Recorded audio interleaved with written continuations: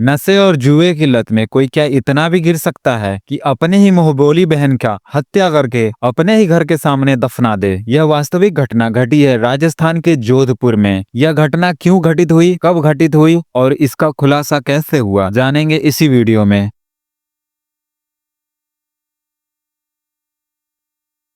यह वास्तविक दुर्घटना है राजस्थान के जोधपुर की, जहां पर जोधपुर की रहने वाली अनीता चौधरी, जो कि पेशे से एक ब्यूटीशियन है, जो अपना खुद का एक ब्यूटी पार्लर चलाती हैं। उनकी फैमिली में उनके पति और उनका एक बेटा भी है। अनीता चौधरी अपने दिनचर्या के हिसाब से हर सुबह अपने घर के कामों को खत्म करके ब्यूटी पार्लर को आती थी। वहां पर उनकी एक स्टाफ भी थी जो उनके साथ ही काम करती थी। अनीता का तो खुद का अपना व्यवसाय था, जहां पर कोई कंपटीशन नहीं था और ना ही किसी से उनके लफड़े थे। फिर ऐसा क्या होता है कि उनका हत्या कर दिया जाता है और उनकी बॉडी को 6 टुकड़ों में काटकर दफना दिया जाता है। 27 अक्टूबर 2024। इस दिन भी अनीता हर दिन की तरफ अनीता चौधरी अपने ब्यूटी पार्लर को आती हैं और अपने स्टाफ के साथ कुछ टाइम तक दुकान पर अपने रुकती हैं। उसके बाद लगभग 3-4 घंटे के बाद वो अपने स्टाफ को बताकर कि वो जल्दी आएंगी, वो बाहर को चली जाती हैं। अनीता को गए लगभग 3 से 4 घंटे बीत जाते हैं, वो वापस नहीं लौटती हैं। तब उनकी स्टाफ जो उनके ब्यूटी पार्लर में काम करती थी,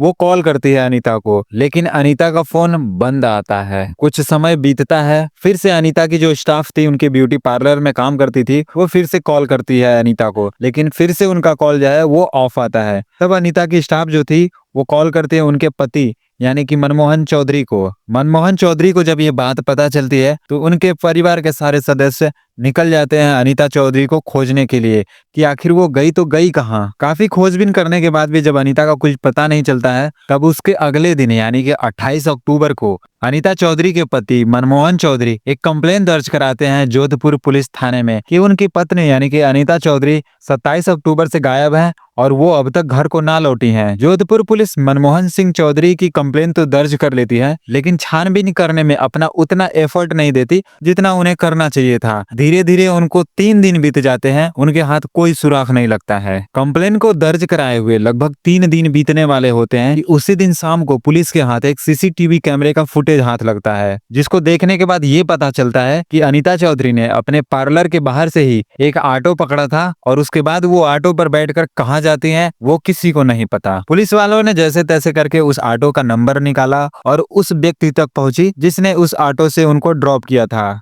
पुलिस जब सख्ती से उस ऑटो ड्राइवर से पूछताछ करती है, वो बताता है पुलिस को कि उसने अनीता चौधरी को बोरानाडा के लगभग में ड्रॉप किया था और वो उसके बाद उनको छोड़कर चला जाता है। उसके बाद अनीता चौधरी कहाँ जाती हैं उनके बारे में उसको कोई पता नहीं है। और यही बात जब पुलिस वालों ने अनीता चौधरी के पति से पूछा कि ये बोरानाडा क्यों गई थी, बोरानाडा में क्या है, तब अनीता चौधरी के पति मनमोहन सिंह ने बताया बोरानाडा में गुलामुद्दीन का घर है, जिसकी दुकान उनकी पत्नी यानी कि अनीता चौधरी के ब्यूटी पार्लर के ठीक सामने है, जहां पर गुलामुद्दीन ड्राई और क्लीनिंग का काम करता है। उन दोनों की दुकान आमने सामने लगभग 25 साल से चली आ रही है और उनके बीच तो दोनों के अच्छे व्यवहार हैं, उनके संबंध भी अच्छे हैं। गुलामुद्दीन अनीता को मुंह बोली बहन तक बोलता है, तो हो सकता है उसी के घर गई हो उससे मिलने के लिए। लेकिन अगर अनीता वहां पर गई है तो उसका फोन क्यों ऑफ है? फोन करके भी तो बताना चाहिए था कि अनीता वहां पर गई है, लेकिन अनीता का भी फोन ऑफ आ रहा था और बाद में जब गुलामुद्दीन के फोन पर फोन किया गया तो उसका भी नंबर बंद आ रहा था। तब पुलिस को डाउट हो जाता है कि जरूर कहीं न कहीं इसमें गुलामुद्दीन का ही हाथ है और पुलिस उसकी तलाश में उसके घर के लिए निकल जाती है। अब अनीता चौधरी की तलाश में पुलिस जब मोहम्मद गुलामुद्दीन के घर पहुंचती है तो गुलामुद्दीन अपने घर पर नहीं था। उसकी पत्नी ने बताया कि वो 3 दिन पहले से ही घर से गायब है। गुलामुद्दीन की पत्नी से जब पुलिस ने पूछताछ किया तो आबिदा ने तो पहले कुछ क्लियर नहीं बताया, लेकिन जब उसके साथ थोड़ा जोर जबरदस्ती और पुलिसिया हथकंडे का प्रयोग किया गया तो उसने सारे राज उगल दिए। उसने अपने पति मोहम्मद गुलामुद्दीन के सारे करतूतों के राज खोल दिए पुलिस के सामने, जिसको अपने अंजाम तक पहुंचाकर गुलामुद्दीन फरार हो चुका है। अब बात आती है आखिरकार ये गुलामुद्दीन है कौन और इसने अनीता के साथ क्या किया और अगर किया तो क्यों किया। मोहम्मद गुलामुद्दीन वैसे तो इसका पेशा है कपड़ों को ड्राई करना, क्लीनिंग करना और उनका आयरन करना। ऐसे ही करके अपना जीवन यापन ये करता है, जिसके परिवार में एक बीवी और बच्चे भी हैं। गुलामुद्दीन की बीवी का नाम आबिदा है। गुलामुद्दीन वैसे तो छोटा मोटा कार्य करके अपनी परिवार की जीविका चलाता था। गुलामुद्दीन को अपने काम के अलावा जुआ खेलने और शराब पीने की बहुत गंदी लत थी, जिसके कारण वो दिन पर दिन पैसे हारता जा रहा था और वो इस तरह से लगभग 12 लाख रुपए कर्ज में डूब चुका था। अब इस कर्जे से निकलने के लिए उसके पास कोई ऑप्शन नहीं था, तो उसने जो प्लान बनाया वो बहुत ही खतरनाक था। 27 अक्टूबर से पहले ही उसने मतलब कि 24-25 के अप्रोक्सीमेट डेट में उसने अपने घर पर जेसीबी बुलवाई और अपने घर के सामने ही लगभग 10 फुट गड्ढा खनवाता है। अब ये गड्ढा उसने क्यों बनवाया इसके बारे में किसी ने नहीं पूछा, क्योंकि वो अपने घर के सामने बनवा रहा था, तो किसी ने कुछ पूछा भी नहीं कि तुम ये गड्ढा क्यों बना रहे हो, क्योंकि उनको लगा कि नया नया घर है इसका, तो हो सकता है कंस्ट्रक्शन का कोई काम होगा, इसे करवाने के लिए ये गड्ढा खुदवा रहा है।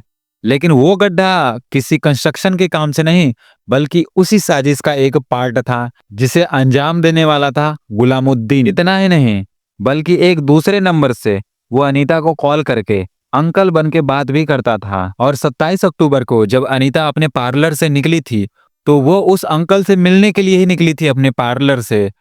ऑटो वाले ने तो उसे एक रोड पर ड्रॉप कर दिया था, लेकिन उस रोड से घर को ले जाने के लिए गुलामुद्दीन खुद गया था अपना मुंह ढककर। उसने अनीता को अपने घर लाया और पानी में नशे की गोली मिलाकर उसे पिला दी। जब तक अनीता को पता चलता कि यह मोहम्मद गुलामुद्दीन का घर है, तब तक तो लेट हो चुका था, क्योंकि उसने नशे वाली वो शरबत पी चुकी थी। उस शरबत को पीने के बाद अनीता बेहोश हो जाती है और गुलामुद्दीन उसके सारे जेवरात चोरी कर लेता है।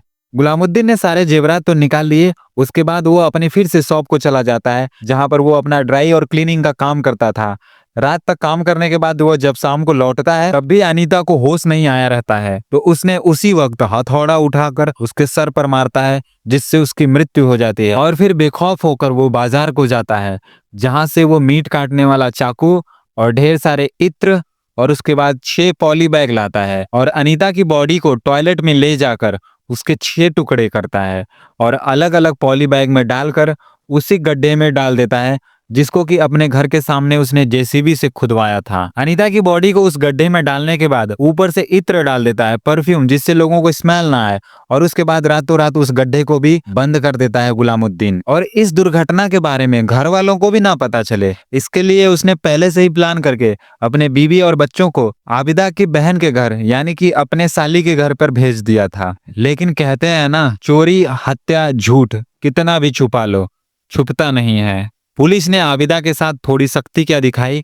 उसने सारे मोहम्मद गुलामुद्दीन के राज उगल दिए। और पुलिस ने जब अपने काम में तेजी दिखाई, तो मोहम्मद गुलामुद्दीन के और भी वीडियोस मिले, जहां पर कि जोधपुर में वो दिखा रेलवे स्टेशन के बाहर बैग खरीदते हुए। उसके बाद गुलामुद्दीन वहां से मुंबई भाग जाता है, मुंबई में कुछ दिन रुकता है, उसके बाद मुंबई से भी भागने का उसका प्लान था नेपाल के लिए। लेकिन जोधपुर पुलिस ने इस मामले को सीरियस लिया और अपनी काम में तेजी दिखाई, तो आखिरकार में गुलामुद्दीन को मुंबई से अरेस्ट कर लिया गया और उसके बाद वहां से उसको जोधपुर कोर्ट लाया गया, जहां पर उसे और उसकी बीबी आबिदा दोनों को पुलिस या रिमांड पर भेज दिया गया। अभी दोनों के साथ पूछताछ जारी है। दोनों का पॉलीग्राफी और नार्को टेस्ट जैसी जांच कराई जा रही है कि क्या अनीता की हत्या के पीछे बस इतना ही था या फिर इनके कुछ और भी मंसूबे थे। हालांकि पुलिस की जांच में अभी कुछ और लोगों के इस मामले में शामिल होने की आशंका जताई जा रही है। आगे आगे क्या होता है जानेंगे आगे की वीडियोस में, और ऐसी और वीडियोस के लिए हमें आप सब्सक्राइब भी कर लेना।